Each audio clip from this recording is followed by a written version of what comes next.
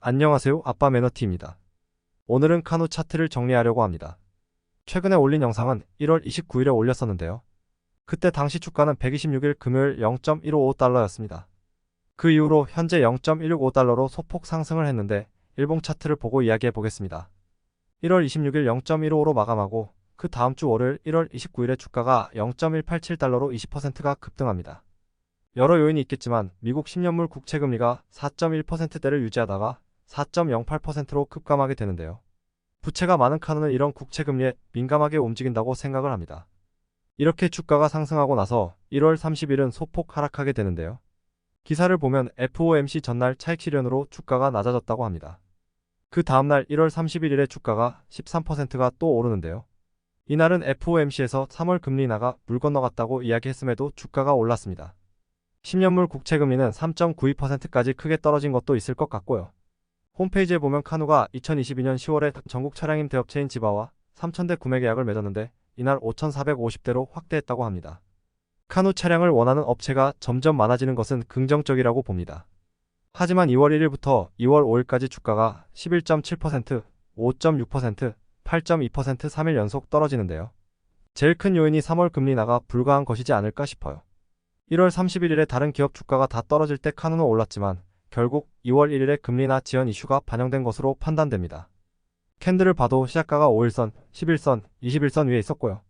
제일 중요한 금리 인하가 늦어지니 바로 차익 실현을 했다고 해석이 됩니다. 그리고 국채금리도 2월 5일에 4.16%로 최근 3주 동안 두 번째로 높은 금리를 찍습니다. 그 다음 날부터 국채금리가 다시 감소하니 주가는 조금씩 회복하는 모습입니다. 주가, 거래량, 일공매도 체결 수량을 보면 1월 29일부터 2월 1일까지 주가가 급등하고 다시 내려오는 과정에서 거래량이 높았고요. 확실히 3월 금리 인하가 물 건너가면서 2월 2일 국채금리가 오르니 공매도 비중이 다시 높아졌습니다.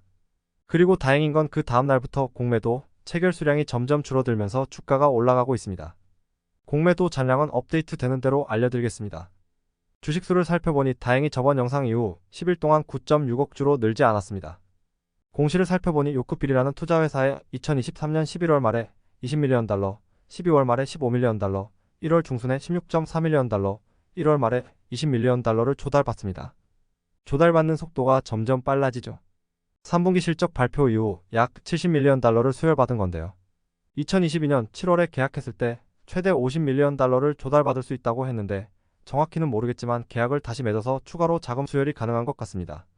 그만큼 또 주식의 가치는 희석되겠지만요.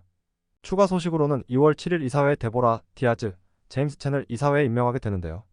데보라 디아즈는 나사, 미국 국토안보부에서 최고 기술 책임자, 최고 정보 부책임자 경력이 있으며 사이버 보안, IT 인프라, 디지털 혁신 등에 대한 경험이 많은 것 같습니다. 제임스 첸은 테슬라, 리비안에서 규제 업무 부사장 겸 법률 고문이었다고 하네요.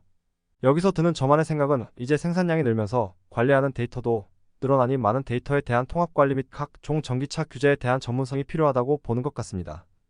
정리해보면 카누 주가는 국채금리의 영향이 크고 생산을 많이 할수록 자금이 빠르게 소진된다는 것을 알 수 있습니다.